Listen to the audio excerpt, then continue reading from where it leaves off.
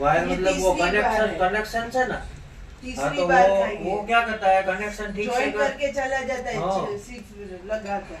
सिर्फ वो लगा के सेलो टेप लगा के चला जाता है। कल भी थे धोए थे कपड़े, आज सुबह चालू किया तो नहीं ये चला। कपड़े ज्यादा का तो हमें पहले से ही पता है कि इसमें ज्यादा डालने ही नहीं है।